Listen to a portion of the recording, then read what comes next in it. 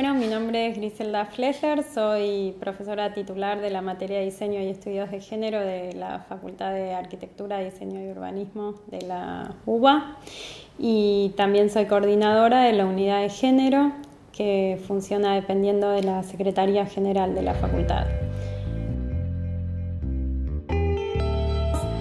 Es así, la unidad de género, que es la unidad que yo coordino, surge para darle un marco y un contexto a un protocolo que en 2015 saca por Consejo Superior la Universidad de Buenos Aires para todas las unidades académicas y que es un protocolo que tiene un nombre largo, que es el Protocolo de Intervención Institucional ante denuncias por violencia de género, acoso sexual y discriminación de género.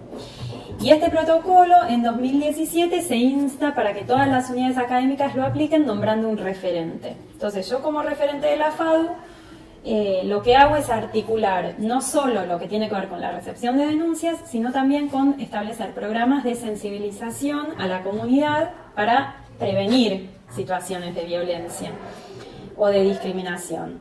Nosotros en particular en FADU lo que hicimos fue crear una comisión consultiva con toda aquella persona que quisiera participar. Entonces en la comisión tenemos agrupaciones estudiantiles que están dentro del centro de estudiantes, agrupaciones estudiantiles que no pertenecen al centro de estudiantes, tenemos personal no docente, agremiado, tenemos docentes graduados, profesores. Entonces lo que conformamos es un equipo que piensa políticas de sensibilización. Bueno, una de ellas, que por ahí la más conocida, tuvo que ver con el baño sin distinción de género, que apunta concretamente a la comunidad trans, que se ve absolutamente violentada cuando tiene que elegir entre uno u otro y siempre recibía estas miradas disciplinatorias de no perteneces a este lugar, perteneces a este lugar.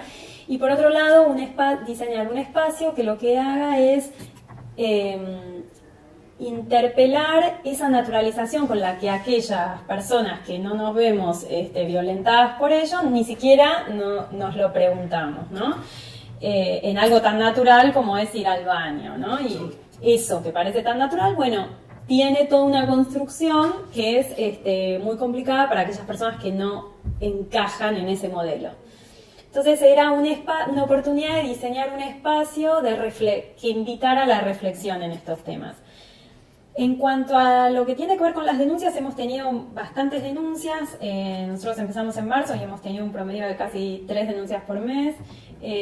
Lo que sí podemos establecer son denuncias de diferentes matices. De hecho, el protocolo las describe y son de diferentes matices. Y es interesante porque de alguna manera es una herramienta y es un espacio que antes no existía y que visibiliza muchas prácticas que fueron en los talleres muy naturalizadas y que muchas veces uno no se animaba a denunciar. Entonces hoy hay un espacio institucional que está diseñado para acompañar a las personas que pasan por estas situaciones.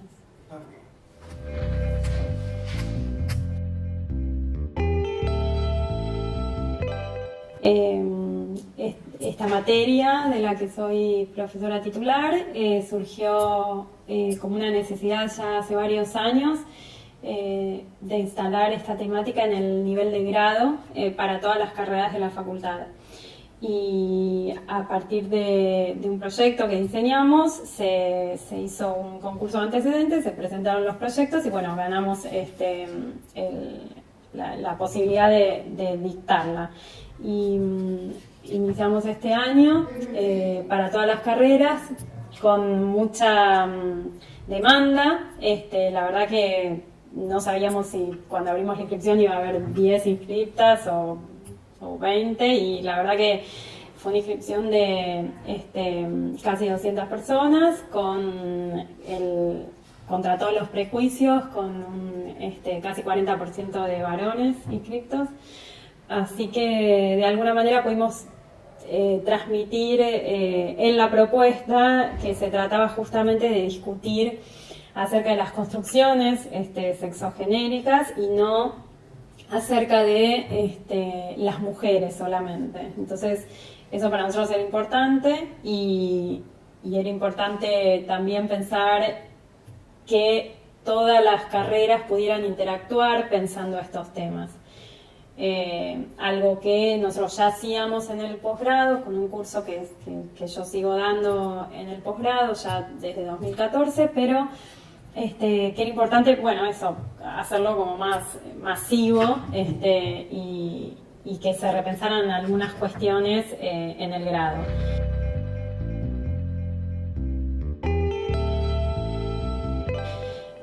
La propuesta de la materia, la verdad que lo que intenta es, por un lado, en una primera parte, tener toda una formación teórica que dé cuenta de cuáles son las principales problemáticas respecto a los estudios de género, cuáles son las discusiones contemporáneas, cómo se piensan las construcciones de los relatos históricos, de los relatos identitarios a partir de la perspectiva de género. Y también se tiene una mirada crítica, que es un poco lo que intentamos hacer, es de alguna manera mirar críticamente cuáles son los discursos hegemónicos del diseño que sostienen la disciplina y cómo muchas veces esos discursos son excluyentes y refuerzan las diferencias y las desigualdades. Y la perspectiva de género, pensarla como una herramienta que discute esas relaciones de poder, que discuta cuáles son esos contratos establecidos a veces por unos pocos acerca de qué es el buen diseño y qué es lo que queda por fuera, discutir justamente esos bordes, discutirle a esos guardianes de esas fronteras, de esos bordes. En definitiva, bueno, asumir la perspectiva de género como una perspectiva que es bueno, lo que fue digamos, desde un principio el pensamiento feminista, que es un pensamiento crítico y propositivo, no es descriptivo de una situación solamente. Para nosotros es muy importante entender que en el contexto de un país que tiene leyes respecto a este tema, que son ejemplo internacional, es importante entender la educación y sobre todo la educación pública como un espacio para, de alguna manera, achicar la brecha que existe entre la legalidad y la legitimidad. Nosotros tenemos leyes, pero muchas veces en cómo pensamos el diseño, cómo diseñamos, cómo proyectamos, para quién estamos diseñando, no nos podemos de alguna manera encarnar en cuáles son todas las diferencias y desigualdades que estamos dejando de lado cuando pensamos en un diseño modelo, ¿no? Y bueno, y la perspectiva de género en el diseño justamente lo que hace es eso, es poder asumir que el diseño no es un discurso neutral, que el proyecto es un espacio que reproduce estereotipos y que entonces es interesante poder observarlo. Y por eso es que la materia para nosotros fue muy interesante poder hacer toda esta primera parte teórica, pero luego en equipos interdisciplinarios las estudiantes y los estudiantes desarrollan un proyecto concreto.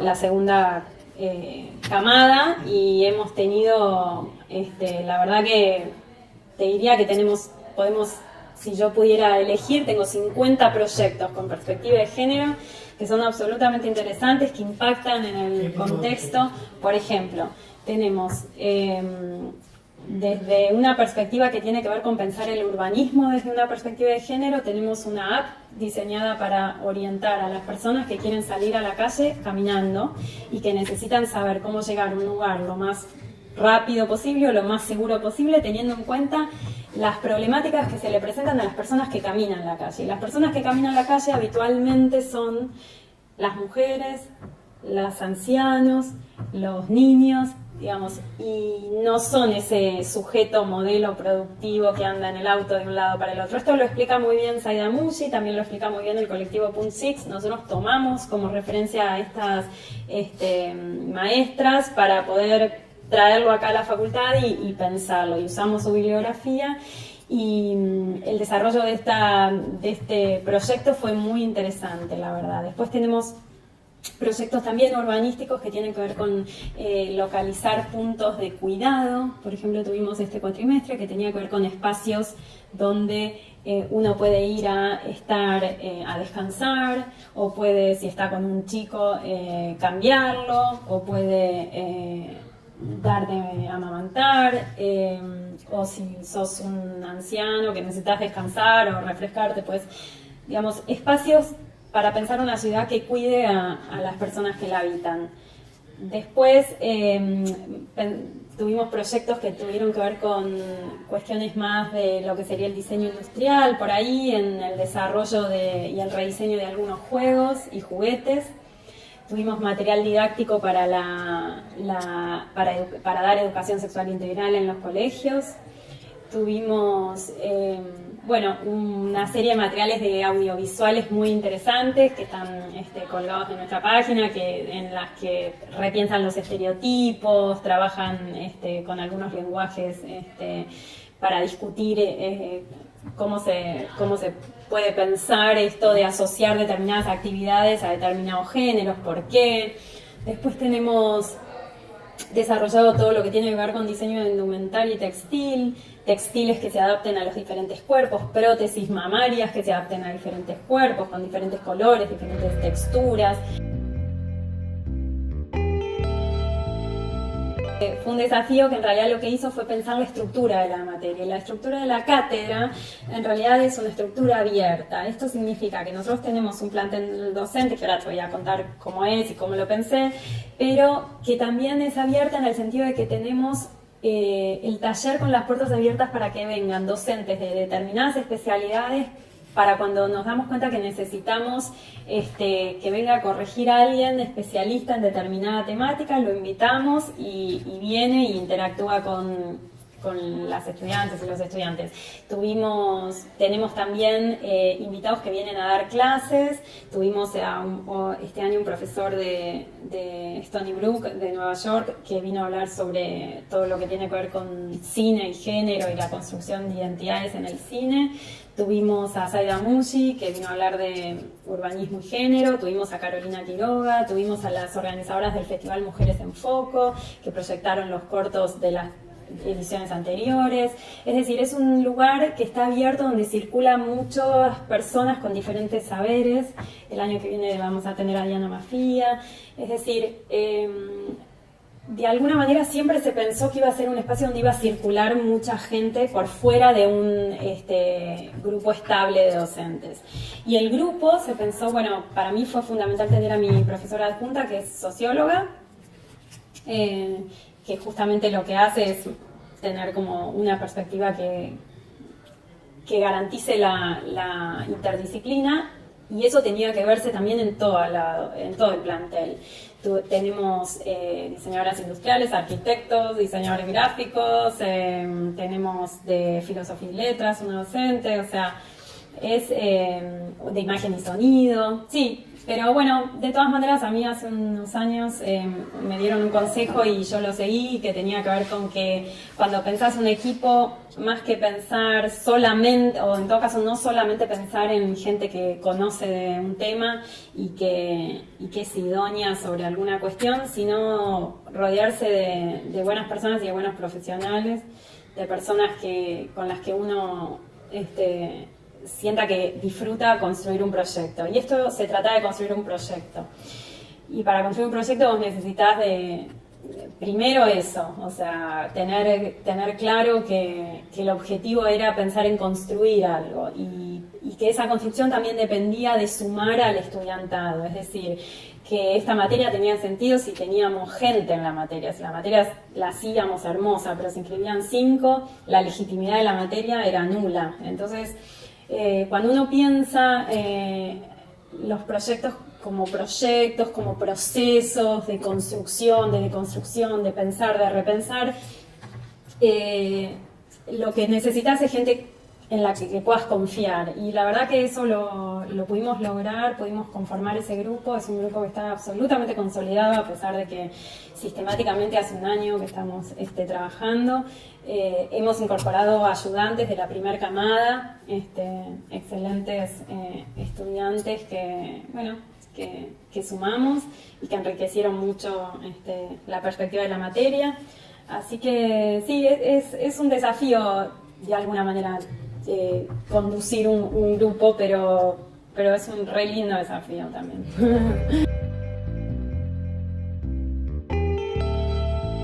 Justamente, por un lado, el perfil de las estudiantes y de los estudiantes es absolutamente variado. Es el perfil del estudiante de la facultad que la verdad es que uno no podría definirlo porque vos pensás que tenemos de todas las carreras. Y eso fue lo interesante, digamos, las discusiones que se dieron al interior de las comisiones con los diferentes puntos de vista. Y yo lo que te diría es que en todo caso lo que recibimos es una persona interesada, curiosa, de saber de qué se trata esto y de entender que parte de su formación necesita de esta perspectiva, que agradecen que esto esté y que esté en el último año de la carrera, cuando ya tienen como una formación para poder repensar algunas cuestiones. Y en ese sentido sí también lo que vemos es que son muchas personas que ya están trabajando, digamos, con lo cual es interesante todas las preguntas que se les aparecen en la medida que van incorporando algunas conceptualizaciones. Tenemos también muchos estudiantes que son militantes y entonces es interesante también porque en ese sentido vemos cómo esto repercute, entra y sale del taller todo lo que pasa afuera, que si afuera y hacia adentro es una barrera que se borra y eso es lo interesante, que se politiza el proyecto, que no da lo mismo diseñar una cosa que otra. Y lo que ocurre justamente es que empiezan el proceso de desnaturalización, de que se dan cuenta que hay un montón de cuestiones que naturalizaban, que veían como normales o que estaban correctas o que ni siquiera se preguntaban, y que frente a la incorporación de algunas herramientas críticas empiezan a mirarlas desde otro lugar y empiezan a darse cuenta que son absolutamente construidas y que así como fueron construidas pueden ser deconstruidas, ¿no? Entonces ese es un proceso muy interesante que se da y que después lo vimos en las encuestas, digamos, donde lo que nos dicen es, bueno, la verdad es que incorporé algunas herramientas para cuestionarme algunas cosas, cambié el punto de vista respecto a algunos prejuicios que tenía, y bueno, en definitiva, para nosotros es un orgullo poder tener un espacio donde lo que sucede es que las personas que están pensando en cómo proyectar, en cómo diseñar, pueden empezar a ser sensibles a estas cuestiones, ¿no? Bueno, mira, el otro día me comentaba un estudiante que trabaja en una aerolínea que estaban pensando en el tema de cómo señalizar los baños, los espacios de cambiadores, etcétera, etcétera, y donde habían hecho toda una propuesta justamente por las cuestiones que estuvimos viendo en la materia y que había sido, sí, muy bien recibida. Tenemos la suerte de que estamos viviendo un contexto no solo nacional, sino mundial, en donde estas políticas, digamos que la perspectiva de género empieza a estar en la agenda pública y de gestión. Lo que no significa que se efectivice o que se haga de manera efectiva, pero sí que es algo de lo que ya nadie puede darse el lujo de decir no, de esa manera no lo hacemos, no nos interesa. De alguna manera, en todo caso, nuestro desafío es no quedar solamente en el aspecto de lo políticamente correcto, y sino realmente generar herramientas para incidir y generar cambios reales. Pero bueno, en ese contexto es en el que estamos hoy dando esta materia. Cuando yo hace 15 años empecé a hablar de estos temas en esta facultad, la verdad que parecía como si estuviera hablando chino, y hoy es el comentario de muchas personas que dicen cómo no estuvo antes, ¿no? Y eso, bueno, es entender justamente el impacto que podemos causar en la sociedad, y en definitiva para mí es el objetivo que tiene la universidad, ¿no? O sea, formar actrices y actores que impacten en el contexto en el que después se desempeñan.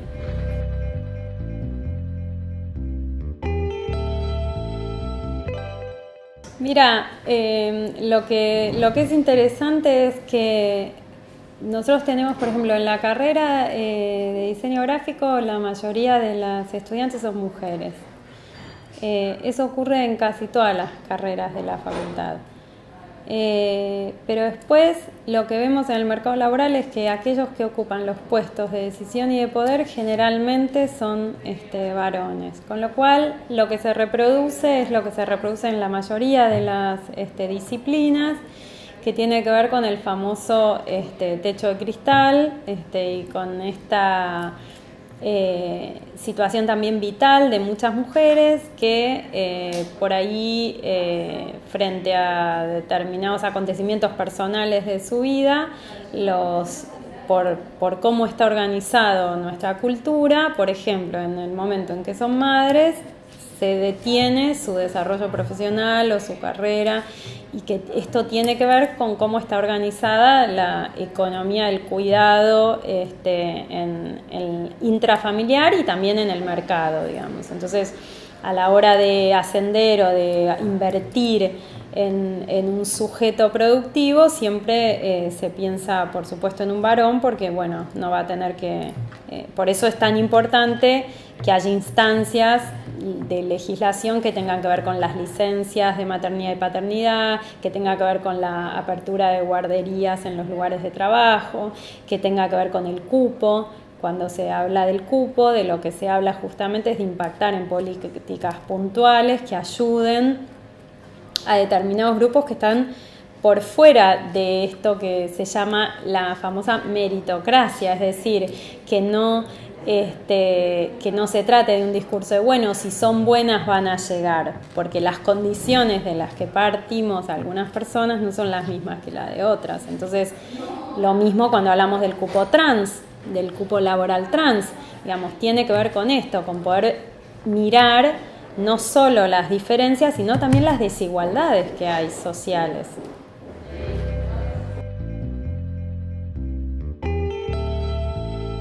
A mí me parece que el consejo que yo le puedo dar es a una chica o a un chico, o a la persona que sea, que tiene que ver justamente con que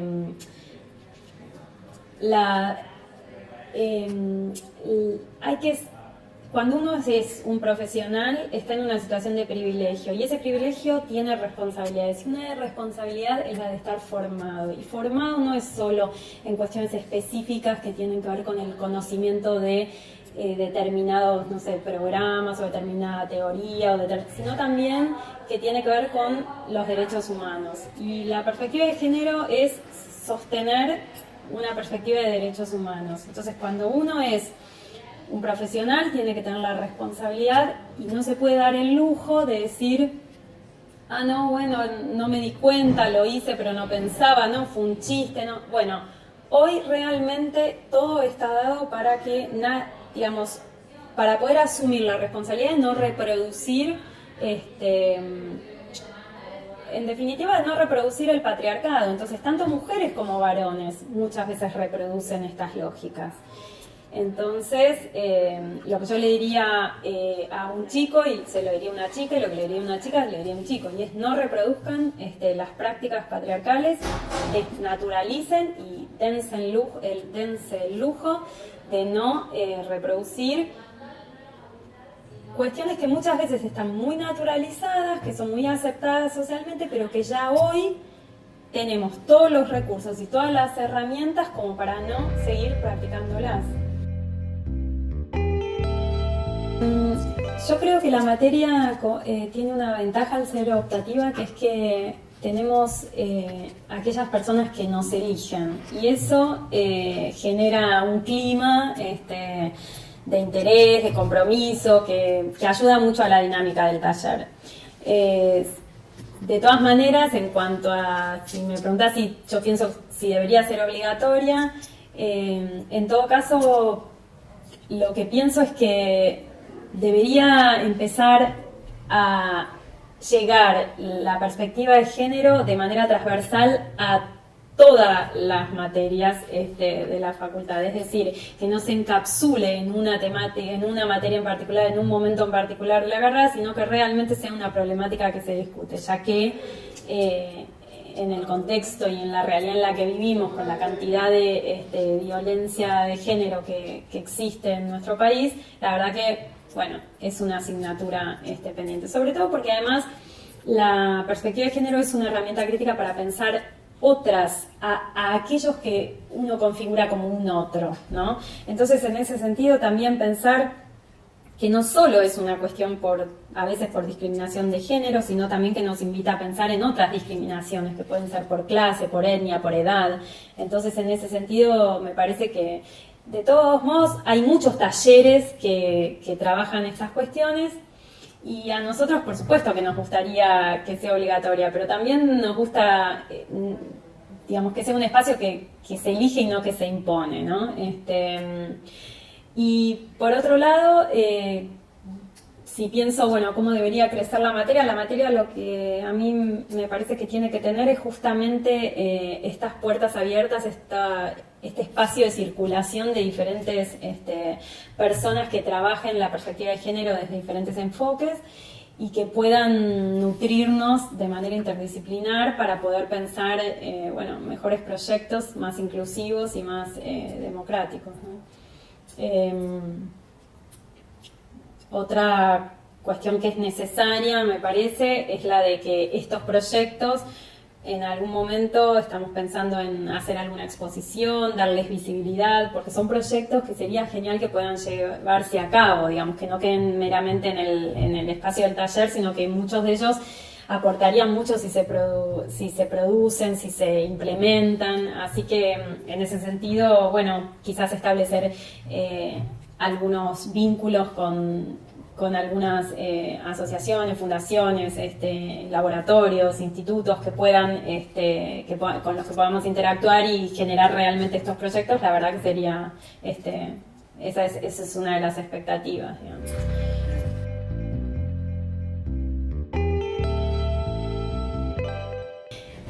Bueno, de los espacios no tradicionales de enseñanza me parece que son espacios que son interesantes en la medida que articulen con los otros espacios tradicionales. Me parece que a mí me gusta pensar en esto de las articulaciones y de los circuitos que se retroalimentan. Me parece que cuando los espacios se encapsulan pierden legitimidad. Entonces, en ese sentido, me parece que si esos espacios son espacios que igual tienen la impronta de la institución, por ejemplo, de la Universidad de Buenos Aires, que es la de poder formar personas que estén comprometidas con la sociedad en la que están inscritas, bueno, bienvenido sea. Y respecto a lo que tiene que... No me acuerdo lo que me habías preguntado. Si tenías algunos otros espacios como referencia. Sí, claro. Bueno, la verdad es que al pensar la materia, no la pensé sola, la pensé en conjunto con muchísimas materias que cursé, con muchísimos docentes que tuve la suerte de conocer, pero no de la facultad solamente, de toda mi vida formativa, que tiene que ver con poder pensar un espacio que, si bien está dentro de una institución, tiene la libertad para hacer lo que vaya surgiendo, y esa libertad es la que permite entender que el proyecto se construye entre todos. Y ese modelo de enseñanza, si se quiere, yo lo aprendí cuando tenía 8 años e ingresé a la Escuela del Sol, digamos, donde a mí lo que me hicieron sentir es que yo, como estudiante, teniendo 8 años, era parte de ese proyecto, de esa construcción. Y eso no se te borra más. Entonces, poder transmitir eso a los estudiantes es... bueno, hacerlos parte de la historia es que de alguna manera se pongan la camiseta de diseño y estudios de género.